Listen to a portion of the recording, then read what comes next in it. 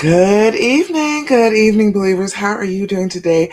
This is Love Coach Dasha coming to you today for the Healing Hour Live. Now, if you've never been with me before, you don't know what it is that I do here. I am a love coach specifically for women who want to heal and reconcile after infidelity. You have been cheated on. You have, but this is still your person. You still want to continue on with the relationship. You want your family to stay together. You're not ready to just say, kick them to the curb and move on with your life. And I understand that because I've done it. I was that same way 18 years ago with my own husband.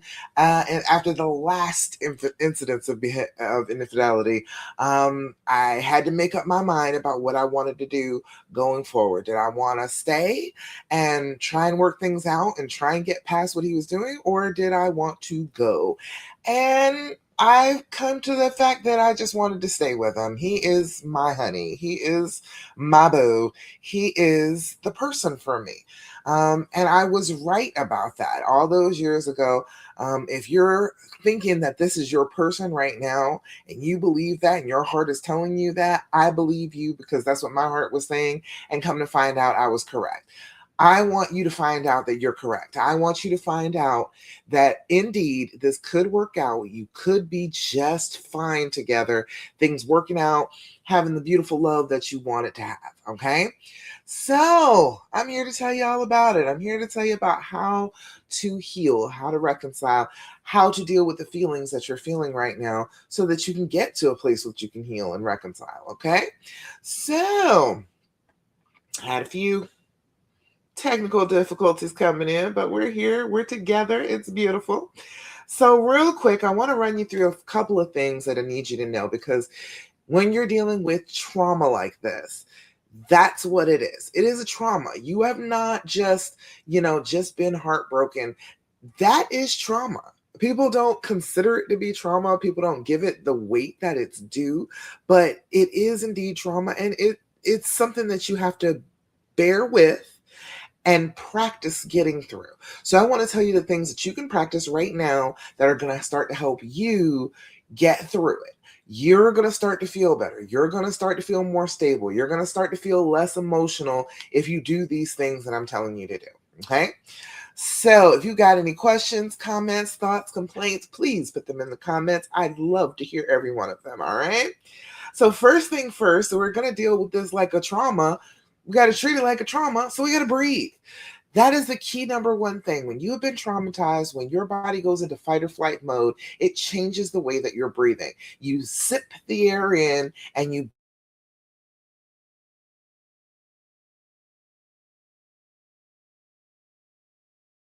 choose to breathe slowly, deeply, fully. Hey, Gamer124, I see you over there.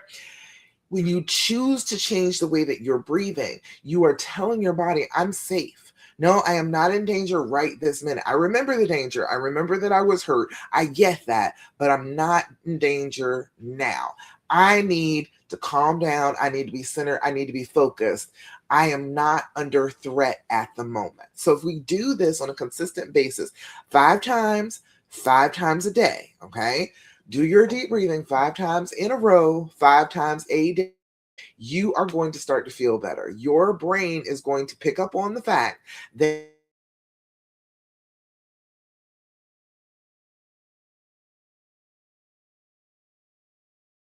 uh, Wi-Fi is acting up. Everything's acting up today.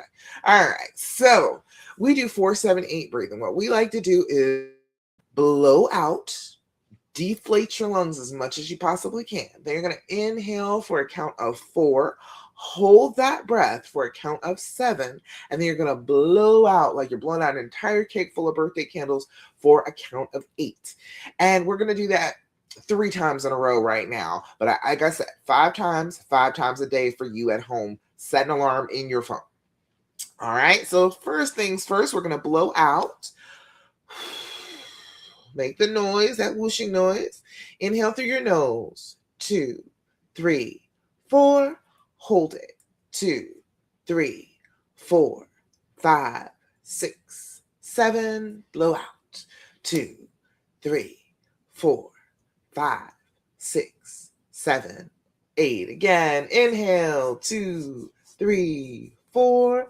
Hold it, 2, 3, 4, 5, 6, 7. Blow out, 2, 3, 4, 5, 6, 7, 8. Last time, inhale, 2, 3, 4.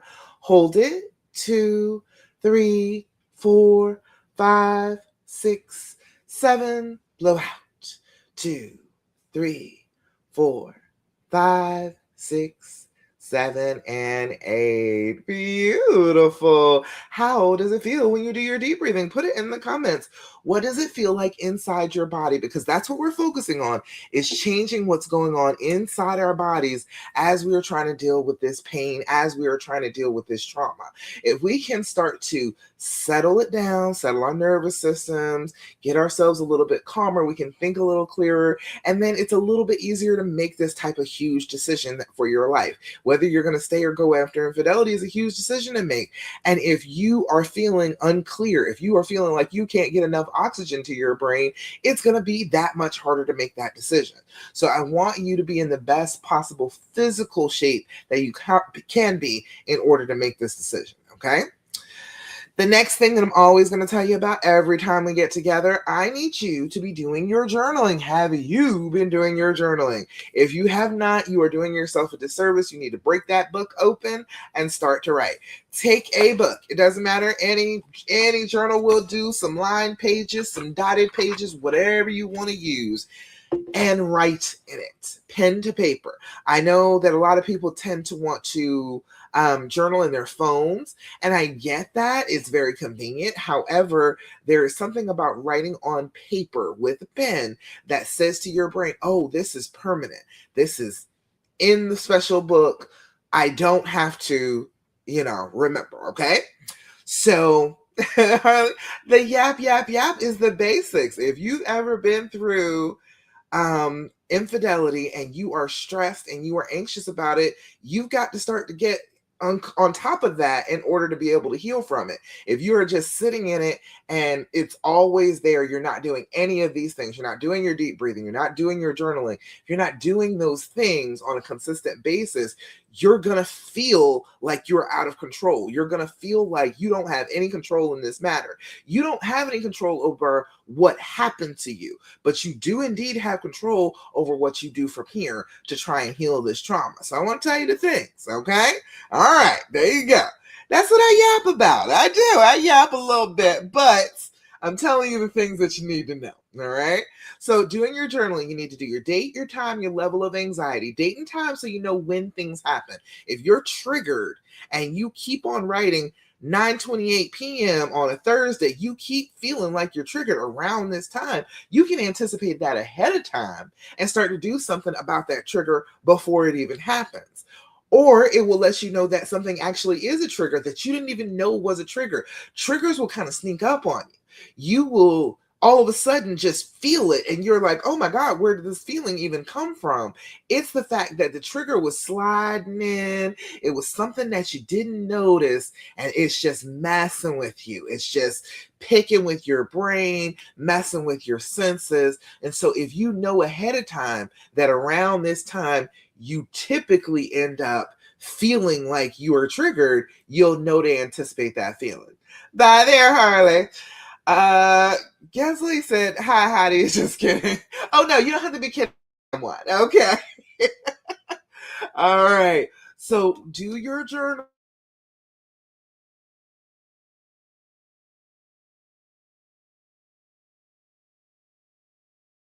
Take about 5 minutes and journal, and then about 5 minutes right before you go to bed. Okay. Do this consistently and do it whenever you're triggered, whenever you got thoughts that keep repeating themselves over and over again in your head. Write those down. Okay. All right. The next thing that I'm always going to remind you of, I need you to embrace an attitude of gratitude. I know that sounds so cliche. I know, I get it. But Gratitude is the opposite of grief. Grief, we are concerning ourselves with things that we do not have. Gratitude is focusing on the things that we do have. You have lost something in this process as you have been traumatized, as you have lost faith in your person, if you have lost trust, if you have lost your vision of who you thought they were. That is still something that produces grief. So instead of wallowing in the grief, we need to focus on our gratitude. We can turn our brains a little bit in that direction. What happens is we will consistently be looking for things to be grateful for, and then our brains will pick up on that activity and feed us more things to be grateful for. When we get stuck in the grief, your brain can come up with all sorts of grief to give you. It can remind you of things that hurt you years and years ago if we're focusing on grief. But if you say, no, brain, I am looking for things that I'm grateful for. I'm looking for things that I am happy about. I am looking for things that I'm like, I'm so grateful this thing is in my life. If we do that on a consistent basis, our brains, instead of looking for the negative, looking for the thing that to cause us more grief, they will be looking for the things that make us feel that gratitude, that warm us from the inside, that make us feel good.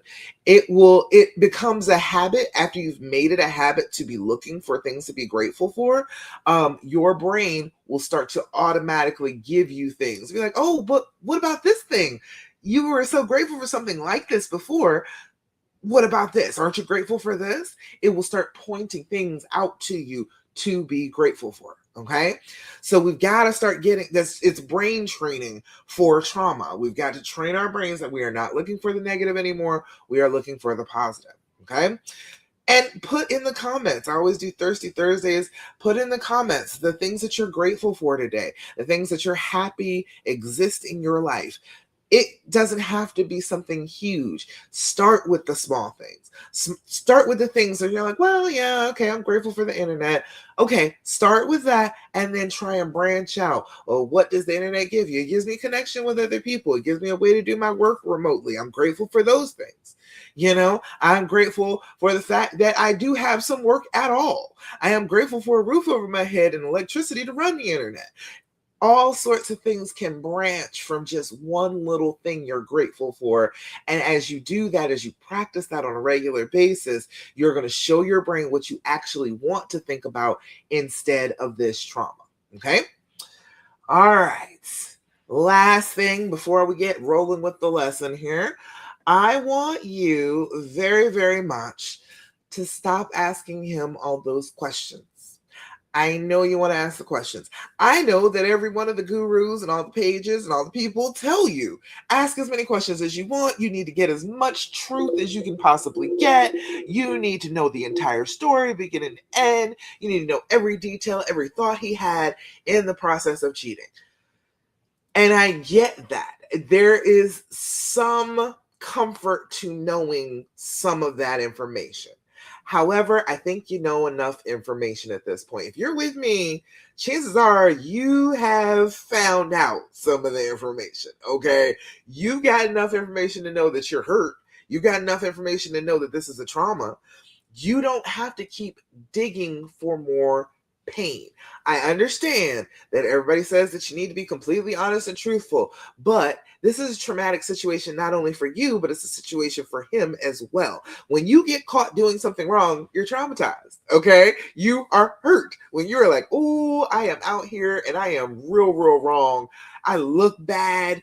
What I did was bad. I hurt the person that I love so much. Ooh, that is painful. That is traumatic. All right. So those walls are going to go up. Your memory is impaired when you're traumatized. So he's not even going to remember every little thing that you want to find out. But all of this information gathering is not to help you heal. That is a trauma response. Your brain is look for as much information about the threat as it possibly can. It's saying your mate, the person you love, the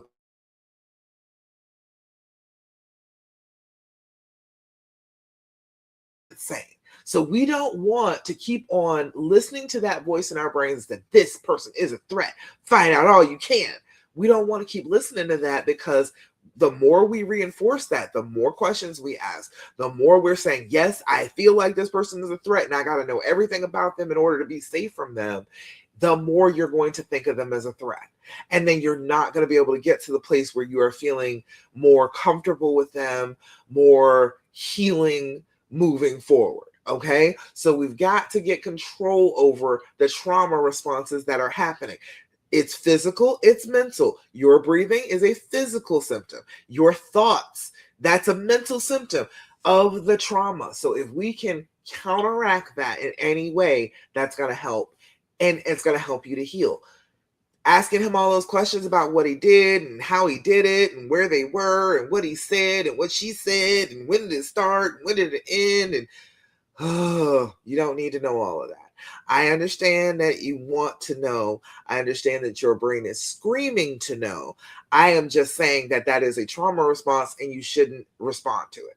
Now, that being said, I understand that it is a trauma response. There's nothing you can do about feeling a trauma response. So I will give you better questions to ask. Okay, I've got my deck. This is the and.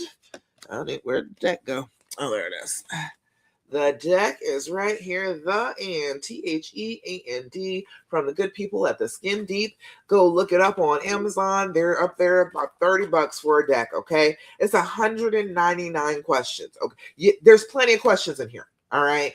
Plenty of questions that do not involve talking about the trauma, him describing to you what he did, and giving you images in your head that are just going to haunt you, okay? Much better questions than the questions that you want to ask through the trauma. So I'll give you a couple of these to ask because it's like an itch in your brain. You feel like you got to ask a question. It is okay to divert that into better questions instead of trying to talk about the affair all the time. Okay. So this one says, what's one experience you're glad that I had and why? They're happy that you had some sort of experience. What was that experience? Why were they happy about it? Okay. Much better questions than the ones you want to ask. All right. This one says, what do you think influences me most that I don't realize? Ooh, wouldn't you like to know that? Isn't that a better question than the questions that you have? Wouldn't that be more insightful than the questions that you have about the affair to give you more vivid images in your head? Wouldn't this be a little bit better to talk about? What do you think influences me most that I don't realize? Okay. And one more. Let's see. What do you think I see that others don't? That's a good question. Isn't that a better question? What do you think I see that others don't? All right. Interesting questions. Much, much better questions than the ones you want to ask. Pick this game up. If you need questions to ask that are innocuous, that are about healing, because this is the healing edition deck, this green one. If you go ahead and ask questions that are healing, you are going to get to the healing much faster. Okay. Instead of asking all those awful questions about all the details about what he did, oh my God, we don't need to know that. That is not helping us. All right. So, all of that being said, we're taking care of the trauma.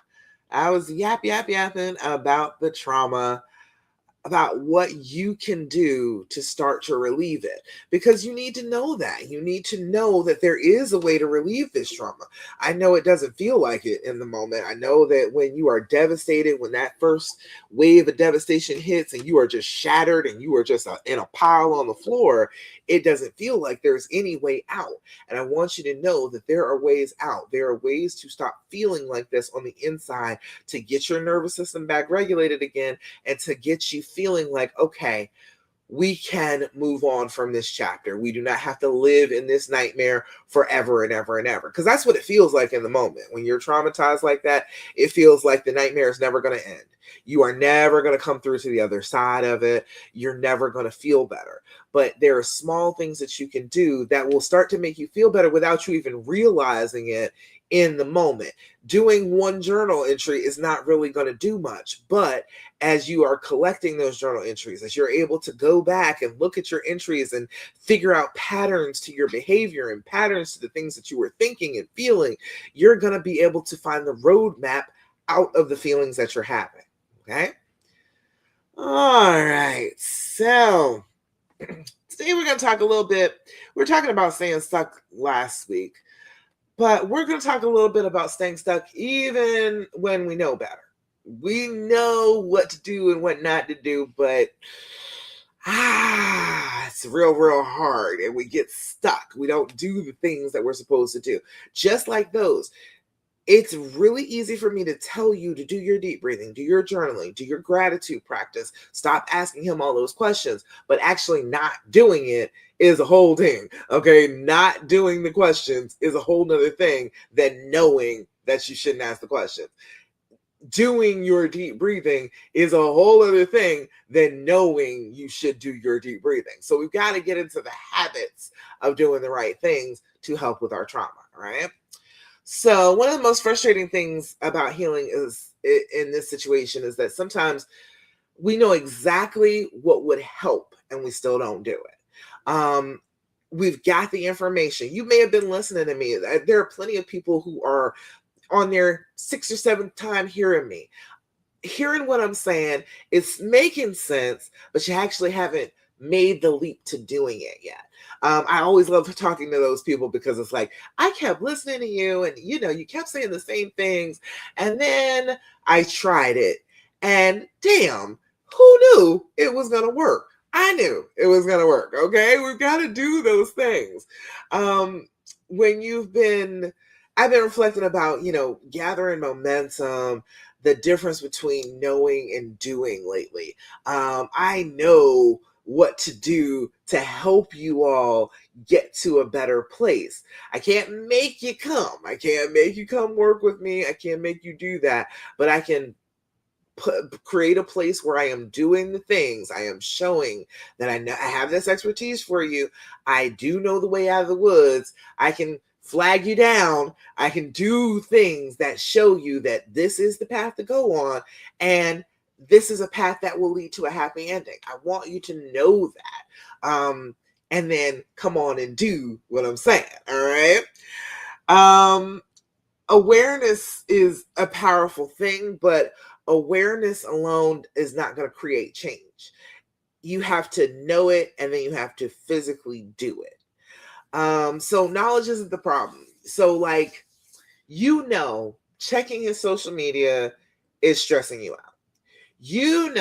That it's interrogating him, sitting there asking all the questions and even getting the answers. Even when you do get the answers, it's stressful. It creates more problems than it actually solves for you. It doesn't put your mind at ease. It doesn't make your body rest.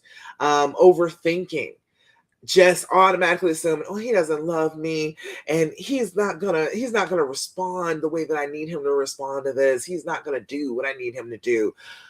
Overthinking things before you've even had the conversation, before you've even had a little bit of communication between the two of you, you're overthinking things, believing the worst, replaying conversations in your head over and over again, replaying what he said and what he did over and over and over again on this loop, trying to figure out if there was a better way for you to ask something. Is there a change that you could have made? Is there a better answer that you wanted to get from him? All of that. Focusing on the other woman. Oh, Lord knows. Focusing on the other woman, that is one of those things that we know for sure doesn't help, but we keep doing, right? It's real easy to fall into. Going to her Facebook page, checking her Instagram, seeing what her pictures look like, seeing what her life is like, okay? Women usually know these things don't help. Generally speaking, have they helped you? You put it in the comments. You let me know if the obsession, if the stress, if the looking, if the interrogating has helped you at all right? Most of the time the issue isn't the information. Most women don't need any more information. They need help doing what they already know to do. Okay? So why the fear keeps pushing us back. Fear wants uncertainty. It operates on the principle of you can't be sure. You can't be sure about this person. You can't be sure that they will not hurt you again. You can't be sure that this is the right person for you. You can't be sure that you shouldn't leave. All right. It wants you to feel uncertain because that keeps that nervous system enacted. It keeps it going, keeps it feeling like, oh, I'm in danger. This is unstable. I should be uncertain. Your fear, though, wants control.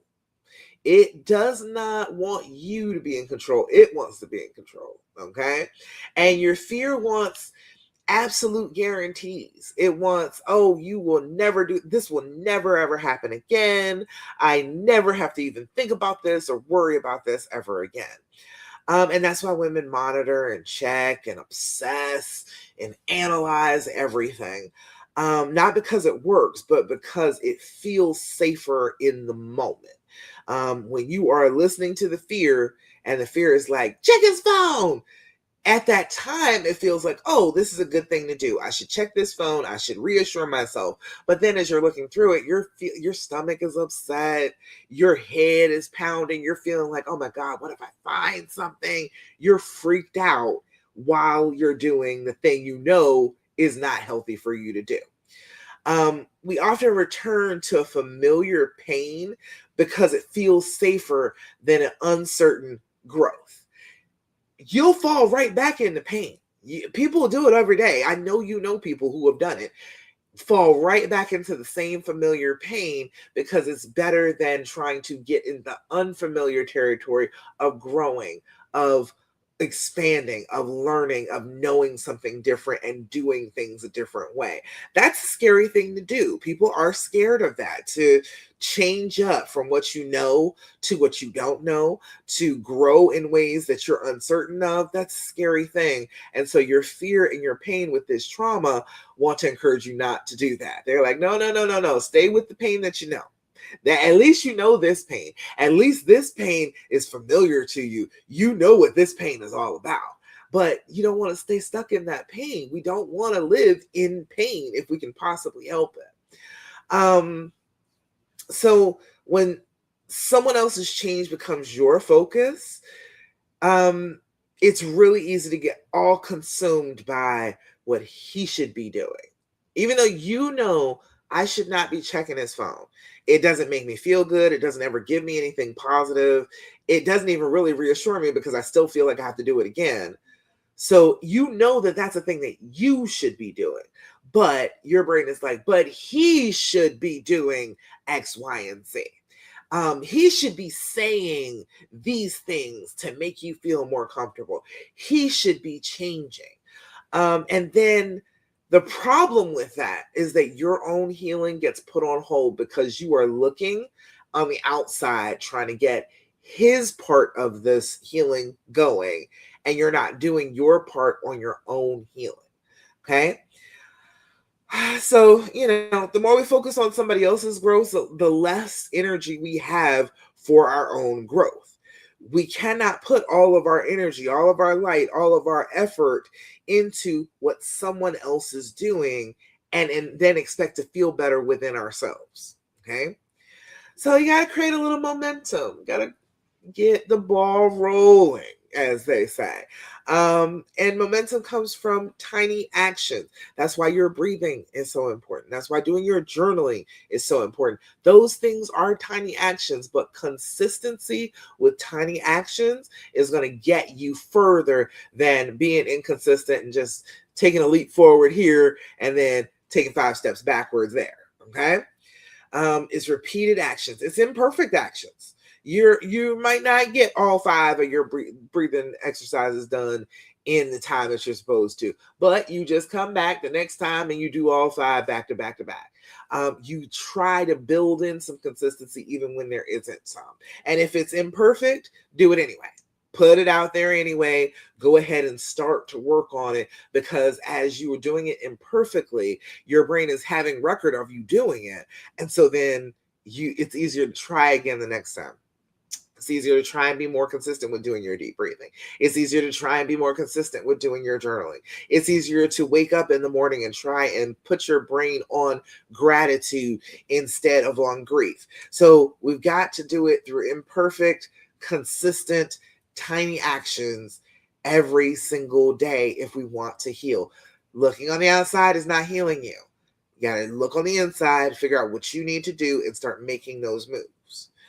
So one journal entry, one walk, one boundary, one honest conversation, one decision that you are making. You make it, you do it, you follow through with it. Always tell people forgiving is a day-to-day process. It is, you wake up and you say, I forgive today. I have forgiven. I am forgiving, in all presences, all tenses that you can put it in, put it into all tenses. I am forgiving. I forgave. I forgive in this moment. Consistently saying it to yourself, telling yourself that that is the way that you're going to live, your brain will start to listen to you. It will start to say, oh, she said we're forgiving today. Let's try and be forgiving today. Okay. Momentum is built one small promise to yourself at a time. You need to promise yourself that you are going to work on doing your self-care and take care of yourself and do the things that will help you to get to a better place emotionally. You have to commit to that for you. You have to say to yourself, okay, yes, he did wrong. Yes, he did. He hurt me so deeply. However, I'm going to consistently commit to doing the things that are going to heal me in spite of his behavior, in spite of whatever is going on with him. I've always found that if you are consistent in looking inward and healing your own stuff, the relationship starts to heal on its own. You are healing, and as a healing force, your relationship starts to be pulled along into that healing. But if you're not doing any of the healing, the relationship, the connection between the two of you is not going to heal because there is no energy there. There's no momentum getting it going. Okay. So you don't need a completely different life tomorrow. You need a different choice today. Today, this moment, you need to be able to make a choice, make a decision towards what future you would want. The future you is happy. The future you is feeling content, is feeling taken care of, is feeling trusting and forgiving and cared for. I am the future you. Me and my husband went out. We had a lovely time last night. We went out on a date. We did we dressed up. We took pictures. I made him take pictures. He hates to take pictures. He can't stand to do it, but he will do it because it's something that I like to do. It makes me happy. So he'll go ahead and do it. But we had a wonderful time, and he is still, we talked about it a little bit. I told you last week that he, just out of the blue said, I'm still really sorry that I cheated on you. It's like, that was one of the worst, most stupid things I ever did. I had you at home. What was I doing? I was like, I don't know. I said you were hurting. There was a lot going on with you. You had PTSD. You were dealing with bipolar disorder, or understanding that you had that. There was a lot going on. I understand now from my point of view. I can have compassion for it now. I can understand that he was in a bad place, and bad decisions come when you're in a bad place. So that's what that was. It wasn't really even about me. It was all about him. It was all about what was going on with him. But now he is trying his best every single solitary day to do the things for me. I was sick this past week. I had bronchitis and had a sinus infection. And, he went into every store and got me orange juice and made me soup and, set me up in bed and made me sleep. Even when, because it's hard for me to sit down and rest. I like to be up and going, doing things. But he was like, okay, you're sick, lay down. So it's like, I'm cared for now in the way that person back then, the woman that I was when I was dealing with the pain, when I was dealing with the trauma, the infidelity, the way that she wanted to be treated back then, I am being treated. So I was right. I was correct. I just had to get to this place. So that person that you were when you first found out, when you were all devastated and you were all shattered, is going to be amazed by what happens in the future. If you can just get to the future, just get to that future. It's a good future, okay? It's a good place to be, all right? You're acknowledged, your feelings are acknowledged, validated, you are given lots of reassurance, lots of love, lots of affection. That's where you'll be, but you just got to get there, okay? Oh, let's see. So, what's one thing you know would help in your healing, but you've been avoiding it? Tell me in the comments. Let me know. I'm on Love Coach Dasha on Facebook. I am in YouTube, Love Coach Dasha, and I'm in the Love After Cheating group. Put it in the comments. What have you known that you should be doing? You know it. You know for sure. You're like, ooh, I should be doing this to heal. And you're not doing it. Okay? What is it that you know for sure should be done, but you are not doing? And why? Why are you holding back on doing that? A lot of women tell me about not looking through his phone. That's a big one. They're like, well, I know I shouldn't do it. I know it doesn't help me. I know it doesn't make me feel any better, but I still do it. All right. What is that that's causing you to do it? It's that thump in your chest. You're like, I gotta look, I gotta see. All right. And then once you see, then what? Is it better? Is it worse? If it's not any better when you do this thing, we need to stop doing the thing. All right. Whatever it is, whatever you're doing to try and heal from this that is not working, do the opposite of that. Okay. That's what I figured out for the dreams formula for how to heal and reconcile after infidelity. That was what I figured out. All of the things that people were telling me to do were wrong. They were inverted. It were like, oh, he has to make a decision. He has to decide that he wants this relationship and he's want really to turn everything around. No, I had to decide that I wanted the relationship and I was going to be okay with turning things around. He can't make that decision if I'm not on board with it. He can't make that decision if I'm too hurt to accept it. So it had to be me.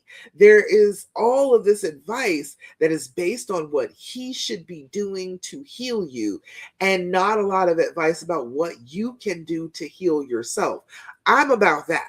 I'm about what you can do to heal yourself. And then as you get into the patterns of healing, you apply those patterns into your relationship. The relationship starts to heal, and then he starts to heal too. Okay? They're always last. I swear they are. These men, I swear, they're always the last to heal, but they need healing just as much as we need to heal. So if you can be the avatar, if you can show him what the process of healing looks like, and then the relationship can start to heal along those lines, he gets dragged along anyway. It's like he's witnessing therapy. He's witnessing how it's done. And then in little moments, he can put that into his life and start his own healing. And then you get to a better place together instead of just him trying to heal you and he's left behind and you're feeling a little bit better, but he's still not okay. And then that makes it more likely that he's going to hurt you again, because hurt people hurt people. If you are healed and he ain't, he's more likely to hurt you, right? So we've got to know that the process is healing ourselves, healing the relationship, and then, he can come along for the ride. Okay? All right. I don't see any comments, questions, thoughts, none of that. All right. So let's see. One thing that I've realized lately is that I love, okay? Helping women to figure out what's happening and find their next step. That is my thing. Okay, I enjoy this. I enjoy getting on a call with women and hearing what's going on and figuring out, okay, well, hey, look, this is where you're having problems. Do step 1, step 2, step 3, and you're going to feel better. I love that. That does it for me. I haven't done it in a while. So I am introducing my Enchanted Clarity Call, my After Infidelity Clarity Call. What I want you to do is sign up for a call with me. I want you to get some personalized support. This is 45 minutes. It's a 45-minute call. And I will give you a clear path forward. You will know what to do when you get off the phone with me. When you finish this conversation with me, when we have discussed the heartbreak, when you've had a little bit of a cry, when you've gotten to laugh a little bit, because I'm going to make you laugh, all right? At that point, you will have a clear path about what you need to do next. Where do you need to go from here?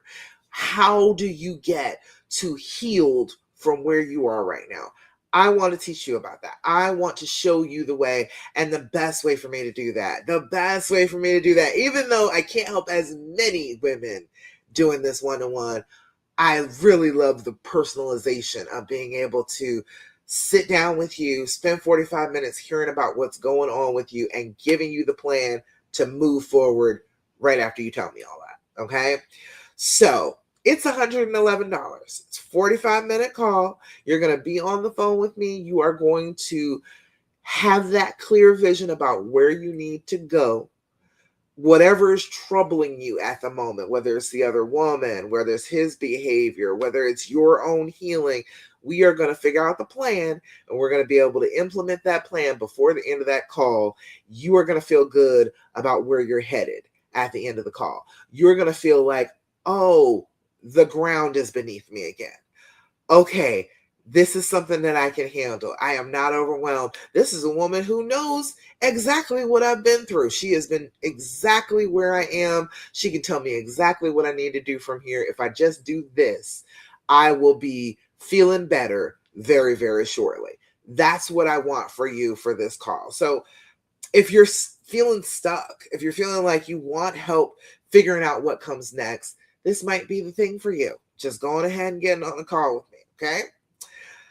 So I will put that link in all of the places. All right. We're going to put that in Facebook and on YouTube. So if you are interested in getting on a call with me one-on-one, that is right here. This is Love Coach Dasha. It's right there. Then in Love After Cheating, it is in the comments and on YouTube. Okay. So I want you to really seriously consider getting on a call with me. You can pick a date and time. I've got evenings open right now. I'm not real free in the morning right now, but I've got some evenings opened up, and I want to talk to you. I want to talk to the women who need that clarity, who need that push forward, who need to figure out, okay, where am I and where do I need to go from here? I got the roadmap for you, okay? And if you want my basic roadmap, this is absolutely free. The guide, How to Heal and Reconcile After Infidelity, put the word path in the comments, PATH in the comments, and you will receive a copy or a link to the copy of my guide, How to Heal and Reconcile After Infidelity. Gives you the 6 steps that I use, the things that people told me, and then I had to invert them and turn them on their heads and make them be different to actually get anywhere. Those things will be in the guide. So if you got anything, if you want to talk to me personally, you have that option. Or if you just want to catch my guide and read through it and see what there is in there before you get on a call with me, feel free. Okay. All right. So that's on everything. Let's see. Anything else I gotta do? That's not about it. So your goal isn't to know more. I know that as you're trying to deal with this trauma, you are constantly looking for more information. You're going to YouTube and watching videos. You're going to Facebook groups. You're going to Instagram. You're going everywhere you can to find out more information. And I'm saying you don't need any more information. The goal is to become the woman who acts on what she already. How to reconcile. You've got that already. You just need to know what to do first, what step to take that will put you on the path that leads out of these woods. Okay. I have the path out of the deep, dark woods. I want you to come and holler at me so I can lead you out of the woods. I don't want you to stay stuck here. Okay. All right. That is about it for the lesson for today. So get on a call with me. Get on my clarity call. You will enjoy yourself. You will feel like it is worth the time and the money to be able to talk with me and get your brain clear about what needs to happen now. Get my guide, How to Heal and Reconcile After Infidelity. Just put path in the comments and it will give you, my box will give you a copy of the link. But I want you to remember that this is a trauma that you can do something about. You don't have to keep on waiting for something else to happen to start to heal. You don't have to continue to feel heartbroken and crushed and grief stricken forever. You do not have to do that. If you're tired of feeling like that, if you are at the end of that, do the things that I'm telling you to do. Do your deep breathing, do your journaling, do your gratitude practice. Stop asking about the affair. And one more thing, do your affirmations. Have you been doing your affirmations? I need you to do your affirmations. I need you to look yourself in the eye, look yourself in the camera, look yourself in the mirror, and say your affirmations like you mean them. Say them like they're the most true thing you've ever said. You would never believe anything bad about yourself ever again. Say it with conviction. Say it like it is true. And then your brain has that recording of you saying that good thing about yourself. Okay. So let's see. I'm going to just pick one randomly out of the deck. All right. This is a good one. I like this one. Today, I will persevere. Today, nothing will worry me. All my problems will pass in time. Okay, isn't that beautiful? Don't you want to live with that affirmation instead of today I will be defeated? Today every problem will come to me and I will worry about it nonstop and they will not pass. They will just pile on top of me and crush me. That is what the trauma wants you to believe, okay? But that is not so. Say the affirmation. Worry me, all my problems will pass in time, because they do. They do. I swear they do.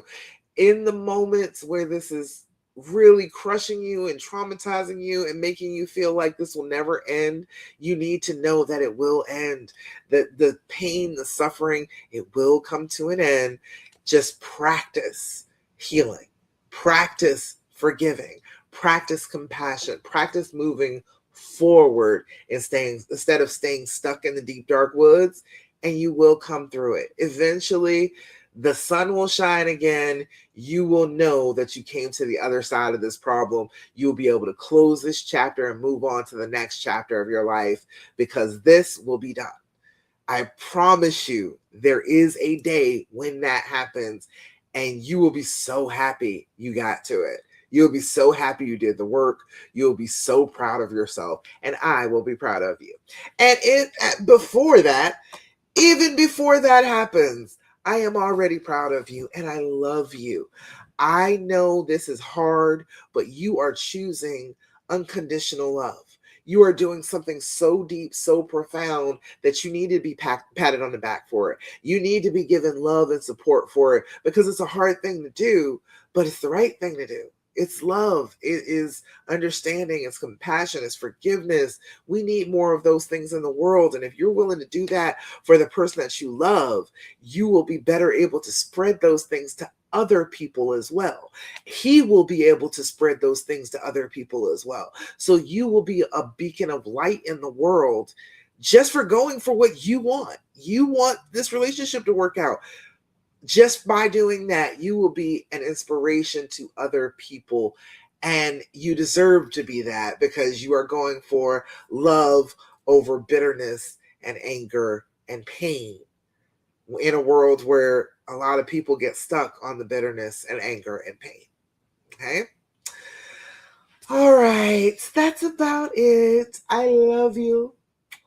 I'm so proud of you. Do your deep breathing, do your journaling, do your gratitude practice. Stop asking them all those questions and do your affirmations. But more than anything, do not do what the fear and the pain are telling you to after the trauma of infidelity. It is the path of hurting when you do that. You can get on the path of healing, do the exact opposite of what the pain and the fear tell you to do. Okay? All right, y'all, that's about it. Thank you so much for joining me for the Healing Hour Live. I'll be back again next week, 9 p.m. Eastern Standard Time. Bring your questions. I got answers. And if you want to get on a call with me, click that link in the comments. I definitely want to talk to you. Okay? Bye, y'all.